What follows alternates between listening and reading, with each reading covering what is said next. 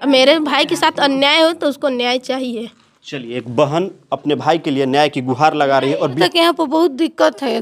फिर ये सब दर्द कर रहा था, 2 दिन पहले भी दर्द कर रहा था तो दुकान से दवा मंगा के दे दिए थे। आप खुद दवा लेकर गई थी? नहीं, वही लोग दिए, हम उस शाम में नहीं पहुँचे थे। अच्छा। हम तो कल पहुँचे तो फिर वही बात बोला था कि मम्मी इसमें बहुत दिक्कत है कि हमको दर्द कर रहा है। और DSP भी रात भर रखे हैं में हमको वहाँ भी मारे हैं। यानी ये जो DSP रखने की बात बता रही है, 13 तारीख को वो रखे हुए? हाँ, 13 तारीख को रात में रखे थे, वो भी मारे हैं उनको। वही सब दर्द कर रहा था, बोल रहे थे। आखिर 13 कभी नहीं। मैं यही कहूँगी कि मेरे भाई के साथ टॉर्चर हुआ है, तभी ऐसा किया है, नहीं तो कभी ऐसा वो कभी बोलबे नहीं करता है तो करेगा कहाँ से? कभी किसी से, ये सब प्रशासन का है। बिहार के ही औरंगाबाद जिले के रिमांड होम में एक बच्चे की आत्महत्या की खबरें सनसनी फैला चुकी है। लेकिन जिस प्रांगण में हम मौजूद हैं, जहां पर हम उपस्थित हैं, मेरे पीछे जो आप तस्वीर देख रहे हैं, उस बच्चे के घर पे अभी हम उपस्थित हैं। आखिर वो बच्चा उस रिमांड होम में कैसे उसकी फांसी लग गई, ये सबसे बड़ा सवाल है और प्रशासन के ऊपर ये गुत्थी सुलझाने के लिए सबसे बड़ी जिम्मेवारी है। लेकिन सबसे बड़ा सवाल ये खड़ा होता है कि आखिर एक बच्चा औरंगाबाद के रिमांड होम में अपने आप को फांसी कैसे लगा लेता है। ये प्रशासन और बिहार के उन सरकार के ऊपर एक बड़ा तमाचा है और आने वाले वक्त में बिहार पुलिस के लिए एक सबक बनने वाला है कि आए दिन जो बाल सुधार गृह से मामले ऐसे कई उजागर होते आ रहे हैं बिहार में, लेकिन इस पर लगाम कब कसी जाएगी। जब आप पिछले दिनों एक आपने खबर देखी, जो हमारे बिहार के सबसे चर्चित चेहरा मनीष कश्यप, जो कि बिहार के जेल से बाहर निकलते हुए जब उनको ले जाया जा रहा था तो बिहार के जेल में क्या कुछ चल रहा, खुलेआम उन्होंने मीडिया के कैमरे के सामने उन्होंने आकर उस बयान को दिया था। और उसका बयान जो कि उस पर कार्रवाई नहीं की गई और जिस पुलिस और प्रशासन जो लेकर जा रहे थे उनको बर्खास्त कर दिया गया। लेकिन सीधा मामला जो रिमांड होम से औरंगाबाद से जो कहानी जो आत्महत्या की आ रही है, जो गुत्थी सुलझी नहीं, क्योंकि ये मामला आज से 13 दिन पहले का है। कृष्णा ब्रह्म चौकी के अंतर्गत अरियाव गांव आता है, जहां पे एक माँ और उसकी बहन, जिसका भाई अब इस दुनिया में नहीं है और माँ की गोद सुनी हो गई। माँ पिताजी तो अब इस दुनिया में नहीं है उसके, लेकिन उसकी 2 बहनें हैं और एक भाई है। और पूरा घर का वो चिराग था, नाबालिग था, लेकिन फिर भी बाहर से कुछ पढ़ाई के साथ साथ कुछ काम भी कर लेता था कि अपने परिवारों का भरण पोषण पालन पोषण कर सके। लेकिन अब वो इस दुनिया में नहीं रहा। इसका जिम्मेवार कौन है? ये उसकी बड़ी माँ है जो देख रहे हैं कि खाट पर बैठी हुई है, और ये उनकी बहन है। जरा इनके आंखों में आप देखिए, ये जानना चाहती है कि आखिर मेरे भाई के साथ उस रिमांड होम में, औरंगाबाद के रिमांड होम में वैसी क्या वारदात हुई कि वहां पर मेरे भाई को आत्महत्या करने पर मजबूर होना पड़ा। क्योंकि कल के ही दिन में ये जाकर मिली थी और इनके साथ एक और लड़का भी था। ये लोग जाके मिले थे और काफ़ी अच्छा जो उसका व्यवहार था, रवैया था, बातचीत से काफ़ी अच्छा था। लेकिन उसके बाद क्या कुछ हुआ वो तो एक सवाल है और उस गुत्थी को बिहार पुलिस को सुलझानी होगी। क्या इसमें बिहार प्रशासन की मिली भगत है? ये सवाल प्रशासन के ऊपर और आप लोगों के जहन में मैं छोड़ जाता हूं कि आप लोग इसके सवाल का जवाब दीजिएगा कि आखिर रिमांड होम में ऐसा वारदात क्यों हुआ। ये माँ थी, आप गई थी मिलने के लिए आप अपने बेटे से, तो उस वक्त जब उससे आप बात कर रही थी, कैसा लग रहा था बात करके? उसका जो रवैया था, वार्तालाप था, कैसा आपको लग रहा था? उस समय कुछ हमसे नहीं बोला कि बहुत दिक्कत है मम्मी, इसमें हमको निकाल लो। तो हम बोले ठीक है, हम निकाल लेंगे। तो बोला कि फिर दर्द उर्द कर रहा था, तो हम बोले कि ठीक है, इन लोग को बोला कि दुकान से दवा लेकर दिए हैं इन लोग, हम खाए हैं। फिर उन पुलिस के पास फ़ोन किए कि हम आ रहे हैं, तो शाम तक बोले कि नहीं अब ठीक है, अब सोमवार को आकर मिल लीजिएगा। उस रिमांड होम में आपका बच्चा कितने दिनों से था? अभी तो 13 तारीख को गया था यहाँ से, घर से। यानी 13 से लेकर और 27 तारीख को ये खबर हम आपको दिखा रहे हैं। यानी कि 13-14 दिन लगभग बीत चुके हैं और उतने दिनों से वो रिमांड होम में था। और आप मिली थी तो क्या कुछ बता रहा था कि अंदर कुछ परेशानी हो रही है, उसके साथ कुछ प्रताड़ना वहाँ पे किया जा रहा है रिमांड होम में? बोल रहा था कि यहाँ पर बहुत दिक्कत है। फिर ये सब दर्द कर रहा था, 2 दिन पहले भी दर्द कर रहा था तो दुकान से दवा मंगा के दे दिए थे। आप खुद दवा लेकर गई थी? नहीं, वही लोग दिए, हम उस शाम में नहीं पहुँचे थे। अच्छा। हम तो कल पहुँचे तो फिर वही बात बोला था कि मम्मी इसमें बहुत दिक्कत है कि हमको दर्द कर रहा है। और DSP भी रात भर रखे हैं में हमको वहाँ भी मारे हैं। यानी ये जो DSP रखने की बात बता रही है, 13 तारीख को वो रखे हुए? हाँ, 13 तारीख को रात में रखे थे, वो भी मारे हैं उनको। वही सब दर्द कर रहा था, बोल रहे थे। आखिर 13 तारीख को ऐसा पूरा मामला हुआ क्या था? आखिर उसको रिमांड होम जाने का वजह क्या था? 13 तारीख को कौन सी ऐसी प्राथमिकी दर्ज हुई आपके बेटे के ऊपर कि आखिर उसको वहां पर औरंगाबाद के रिमांड होम में भेज दिया गया? 13 तारीख को आखिर प्रशासन आपके 13 यहाँ तारीख को नहीं वहाँ पर गया, 13 तारीख को बक्सर में था, गया कृष्णापुरम गया, 14 को दिन में बक्सर गया, उसको रात में सुबह 4 बजे औरंगाबाद भेज दिया। पुलिस आपके यहाँ आई थी? कितने तारीख को आई थी उसको ले जाने के लिए? रात में 13 तारीख को रात, हाँ 9 बजे रात में लेकर गई। मामला पूरा क्या था? किस मामले में उठा कर लेकर गई थी पुलिस? पुलिस में रेप केस में।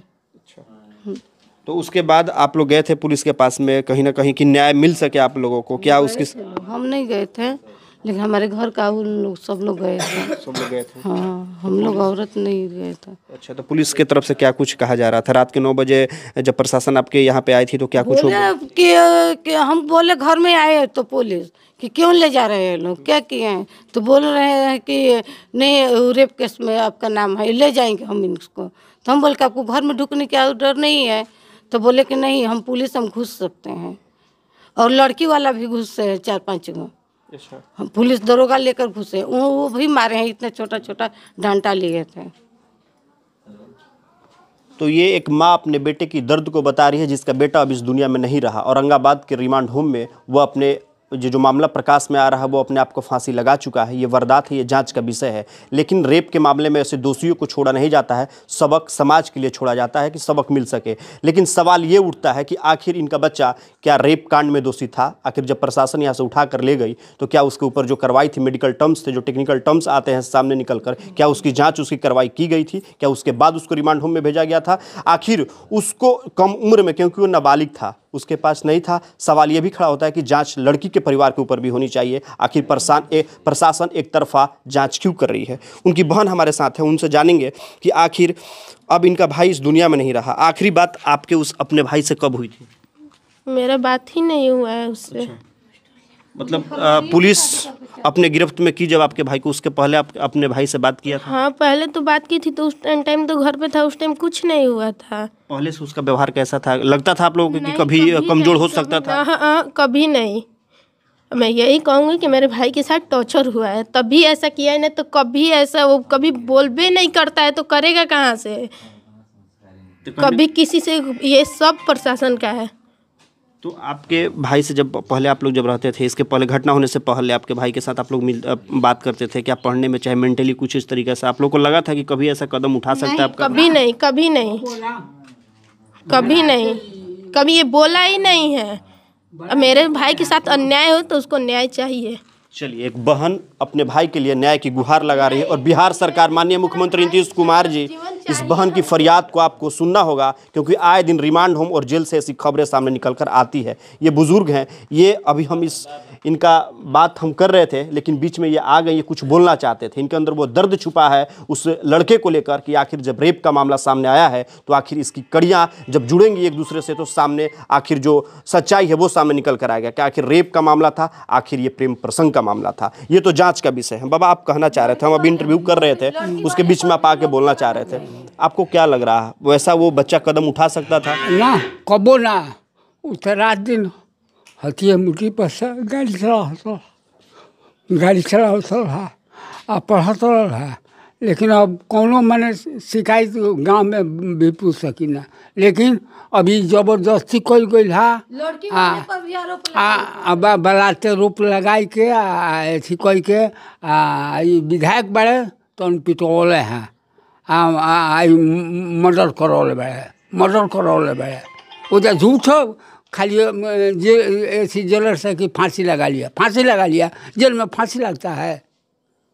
चलिए, जो सवाल हम पूछ रहे थे बाबा, वो सवाल प्रशासन के ऊपर खड़ा इन्होंने कर दिया कि फांसी में, जेल में फांसी कैसे कोई लगा सकता है, रिमांड होम में फांसी कोई कैसे लगा सकता है। लेकिन एक और बड़ा खुलासा इन्होंने किया, आखिर विधायक के ऊपर ये आरोप सीधा लगा रहे हैं कि आखिर इस क्षेत्र, विधानसभा क्षेत्र के जो वर्तमान में सिटिंग एमएलए हैं, आखिर उनकी मिली भगत इस रेप कांड में क्यों सामने निकल कर आ रही है। प्रशासन और माननीय मुख्यमंत्री नीतीश कुमार जी और इस जिले के पुलिस अधीक्षक जी, जरा इनकी तस्वीरों को आप देखिए और गौर से कड़ियों को जोड़ने की कोशिश कीजिए और जो भी चीज़ें हैं जो जांच के विषय बनता है उसमें आप जांच कीजिए और उचित कार्रवाई कीजिए उन दोषियों पे। आखिर लड़की पक्ष दोषी है या लड़का पक्ष दोषी है, उस मामले में कार्रवाई कीजिए, क्योंकि आपके इस के वजह से, उचित कार्रवाई न करने की वजह से आज एक बच्चा अपनों को पीछे छोड़कर चला गया, जो कम उम्र में पढ़ाई करता था और गाड़ी भी चलाकर लोगों के लिए जो राशन का चीज़ें हैं खाने पीने की वो भी लाने की कोशिश करता था। वो तमाम वो मशक्क़त करता था, लेकिन उसके बावजूद भी